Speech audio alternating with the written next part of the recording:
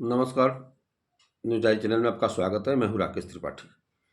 आज मैं फिर एक वह खबर लेकर आया हूँ जो कि हमास और इजराइल के बीच का संघर्ष चल रहा है। संघर्ष जारी है। इसको लेकर शनिवार को रियाद में इस्लामी अरब शिखर सम्मेलन का आयोजन किया गया।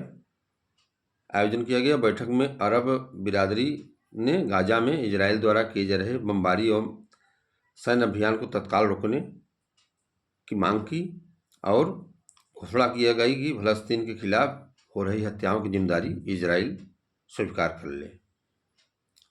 बैठक में ईरान के राष्ट्रपति इब्राहिम रईसी के अलावा तुर्की के राष्ट्रपति तैयब एर्दोगन, कतर के अमीर शेख तमीम बिन हमद अल थानी और सीरियाई राष्ट्रपति बशर अल असद आदि शामिल हुए।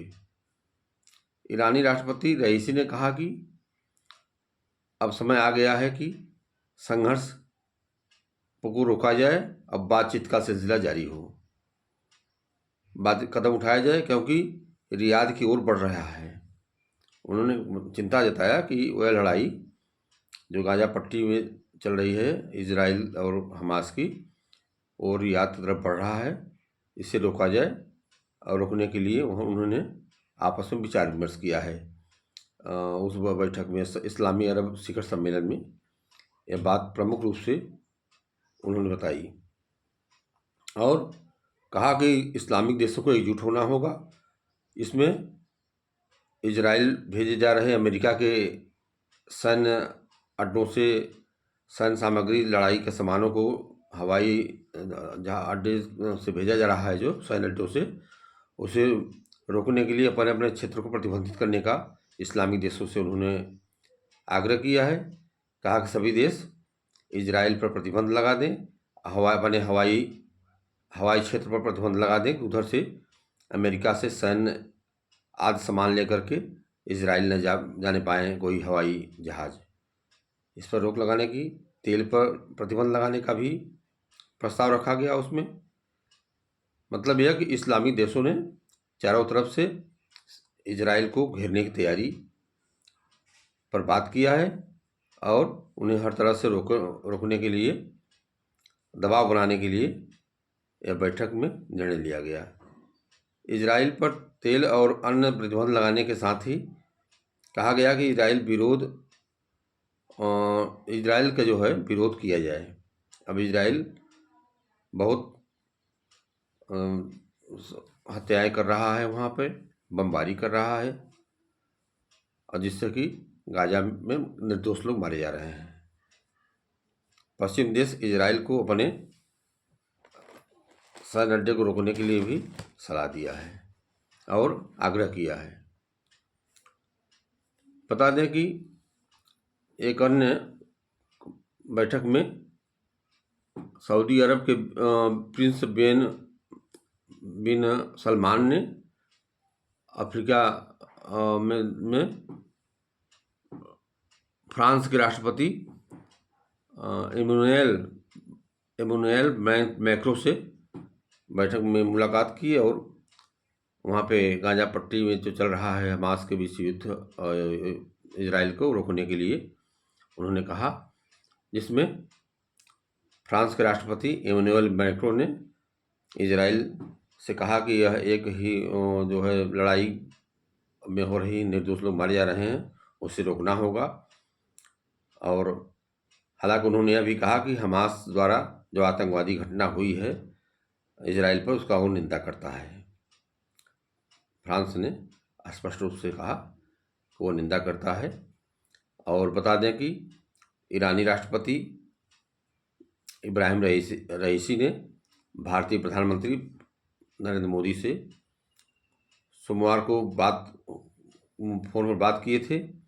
उन्होंने भारत के इतिहास पर भी गौर किया था कि भारत का इतिहास रहा है कि वह हर समय शांति स्थापित किया है देशों में, लड़ाइयों में, और भारत भी, प्रधानमंत्री नरेंद्र मोदी भी अपने प्रभाव का प्रयोग करें और इजराइल से युद्ध विराम कराएं।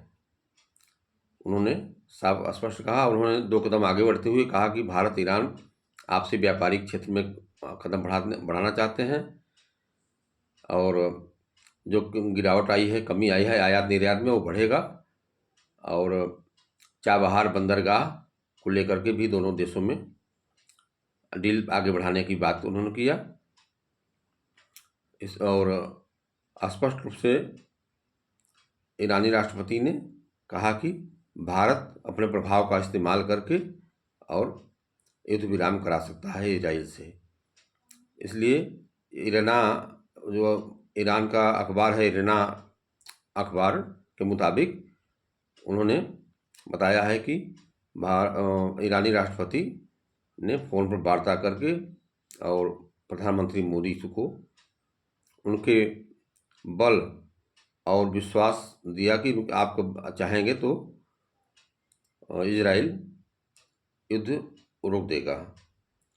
लोग जानते हैं कि भारत इजराइल के प्रधानमंत्री और भारत का संबंध अच्छा बेहतर संबंध है।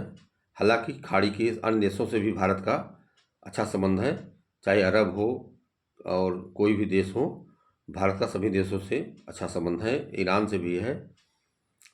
तो अपने संबंधों का फ़ायदा उठाते हुए ईरान ने भारत से एक बार फिर आग्रह किया है कि इजराइल को रोकें।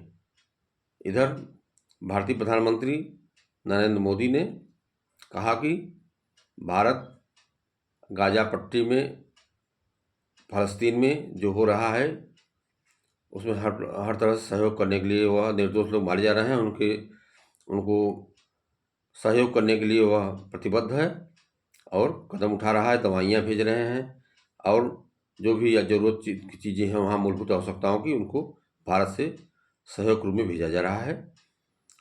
बता दें कि 7 अक्टूबर को जो हुआ था वह हमला हमास द्वारा इजराइल पर, तो उसमें भारत ने हमास का निंदा किया था, एक आतंकवाद के रूप में निंदा किया था कि आतंकवादी कार्रवाई है, आतंकवाद को भारत नहीं सहेगा। इसी तरह प्रधानमंत्री नरेंद्र मोदी ने एक कार्यक्रम में कहे हैं कि आतंकवाद के खिलाफ एकता का स्वर आज इस धरती से उठा है। तो उन्होंने कहा कि समझने वाले समझ जाएंगे, आतंकवाद में लिप्त लोगों की सजा होनी चाहिए, यह स्पष्ट संकेत यहाँ से निकला है। एक कार्यक्रम में थे, वहाँ उन्होंने साफ स्पष्ट रूप से कह दिया है कि आतंकवाद के विरुद्ध स्वर निकला है और आतंकवाद के विरुद्ध सब लोग एकजुट होकर के उसके आतंकवादियों को सजा दिलाएंगे। कोई दूसरी सभा में कहीं बात उन्होंने की है बात, और उन्होंने इजराइल हमास युद्ध में को रोकने के लिए जो ईरानी राष्ट्रपति इब्राहिम रईसी ने आग्रह किया है उस पर भी उन्होंने सकारात्मक रुख दिखाया और ईरान के राष्ट्रपति से वार्ता किया और कहा कि भारत शांति स्थापित करने वाला देश है, वह किसी के साथ गुटबंदी नहीं करता और न तो किसी आतंकवादी देश का समर्थन करता है। निर्दोष लोग मारे जा रहे हैं जहां, उनका सहयोग वहाँ शांति स्थापित करने का प्रयास भारत का रहेगा। और पश्चिम एशियाई देश में जो यह चल रहा है लड़ाई अभियान और अशांति का माहौल, उसे रोकने के लिए भारत प्रतिबद्ध है। यह खबर आपको कैसी लगी अपना कमेंट बॉक्स में सुझाव दें। नमस्कार।